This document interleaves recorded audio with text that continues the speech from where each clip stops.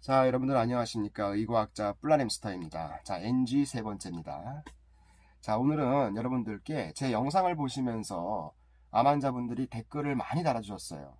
최근에는 이제 메일로도 상담을 하시고 그러기 때문에 제가 좀 빨리빨리 답변을 해드려야 되는데 이 너무 많다 보니까 조금 딜레이가 되는 점 양해 좀 부탁드리겠습니다. 자, 오늘은 이제 댓글을 통해서 여러분들께서 질문하신 내용들을 가지고 Q&A 시간을 한번 가져보려고 합니다. 자, 한 두세 차례에 걸쳐서 댓글이 많이 올라오기 때문에 두세 차례에 걸쳐서 이런 영상을 통해서 좀 도움이 될 만한 그런 질문들에 대해서는 답변을 해드리는 시간을 가지려고 합니다. 자, 첫 번째.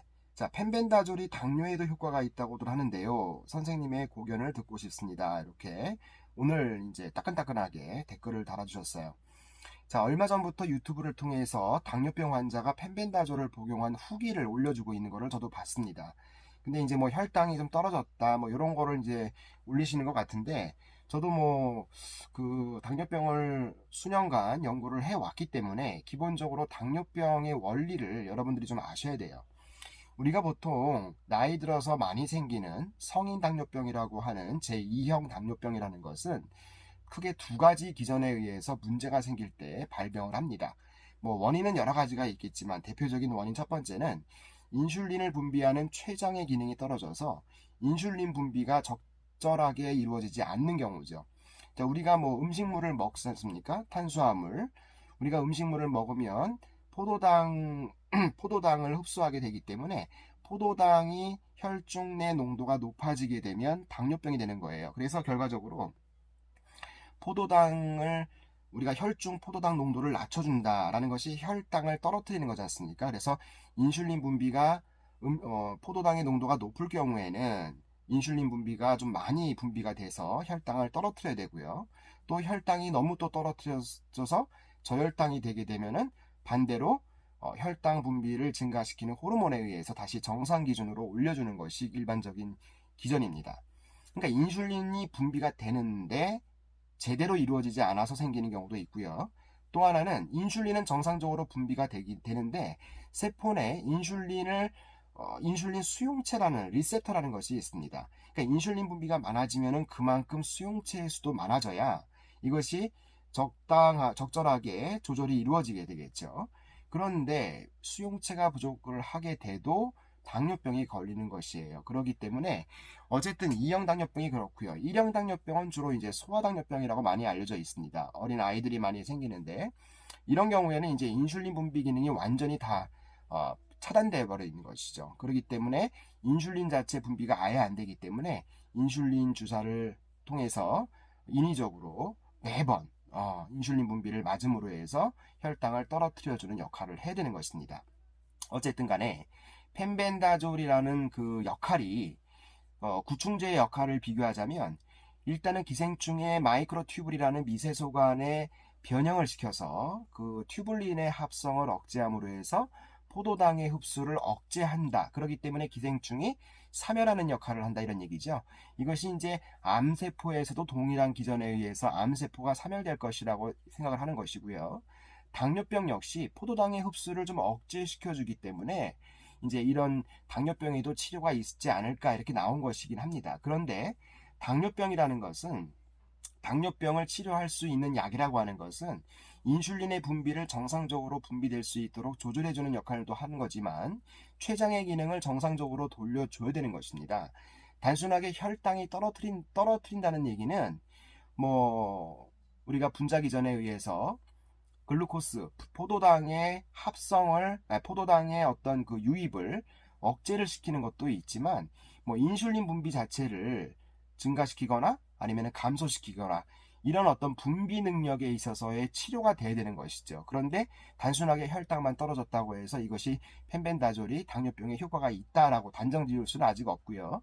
저도 어쨌든 간에 논문이라든가 이런 기타 관련 자료를 좀 참고를 해서 여러분들한테 정보가 있으면 전달을 해드리도록 하겠습니다. 자, 두 번째 질문은 자, 모든 암에 효과가 있을까요? 저도 4기암 재발 세 번째인데 흉선암에는 항암약이 잘 안 듣는다고 하여서 한 번도 치료받은 적은 없대요. 내일부터 복용하려고 하는데 몇 가지 궁금합니다. 첫 번째가 펜벤도 내성이 생길 거라고 하셨는데 자, 43kg 몸무게이고 펜벤의 효과를 보려고 용량을 어떻게 할까요? 자, 일단 이 질문에 대한 답에서 우선 여러분들께서 전제를 깔고 가야 될 것이요. 펜벤의 효과가 암에 펜벤의 효과가 있다라고 지금 100% 단정 지을 수는 없다는 얘기는 제가 수차례 말씀을 드렸습니다. 그런데 여러 가지 기초 임상 데이터 또 펜벤다졸과 같은 계열인 벤지나마졸 계열인 알벤다졸이라든가 메벤다졸의 경우 일부 세포 실험, 동물 실험뿐만이 아니라 임상 실험에서 여러 가지 다양한 종류의 암세포를 사멸시키는 효과가 밝혀지고 있기 때문에 펜벤다졸도 그런 역할을 할 것이라고 전제를 깔고 얘기를 드리면, 뭐 어쨌든 간에 내성이라는 것은요, 여러분들, 우리가 뭐 진통제 같은 경우도 내성이 생길 수도 있고 안 생길 수도 있고요. 그리고 또 병원에서 예를 들어서 그 항암제를 투여받을 때도 항암제도 내성이 생깁니다, 여러분들.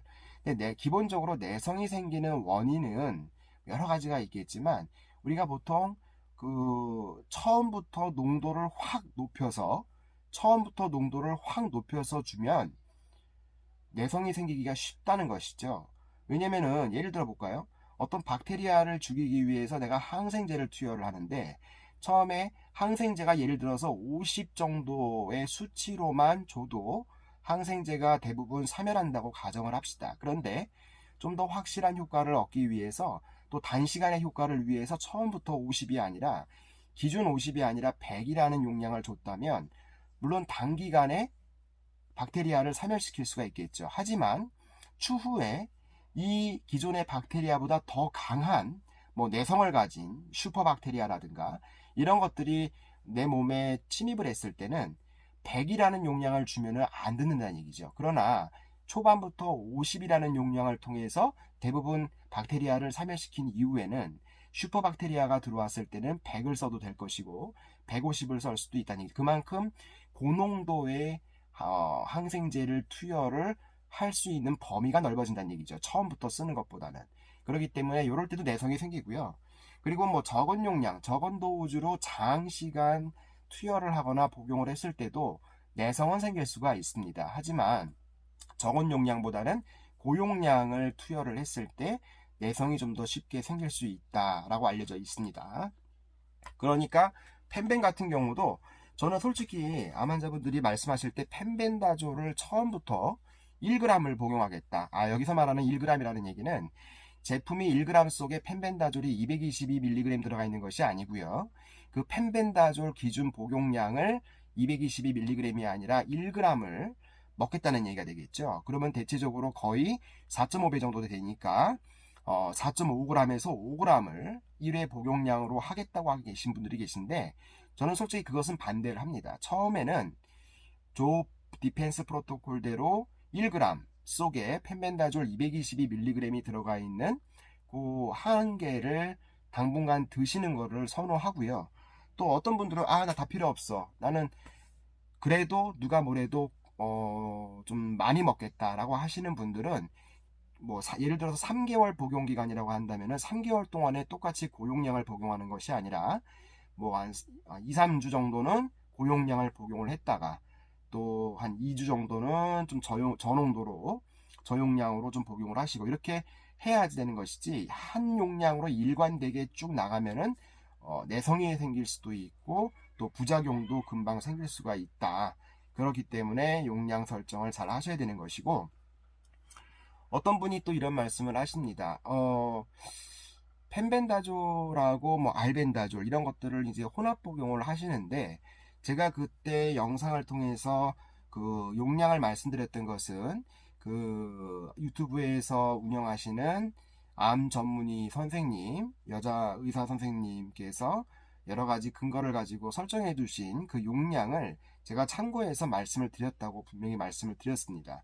그리고 복용기간이라든가 이런 것들은 제가 나름대로 논문이라든가 또 다른 구충제 종류의 임상 데이터를 바탕으로 해서 분석을 해서 말씀을 드린 거예요. 그래서 여러분들이 그 점을 꼭 이해를 하시고요. 두 번째 질문은 뭐냐면, 같은 분이 현재 글루타치온과 비타민C를 먹고 있는데 펜벤다졸과 시간 차이를 어떻게 두어야 하는지 아니면 쉬어야 하는지요.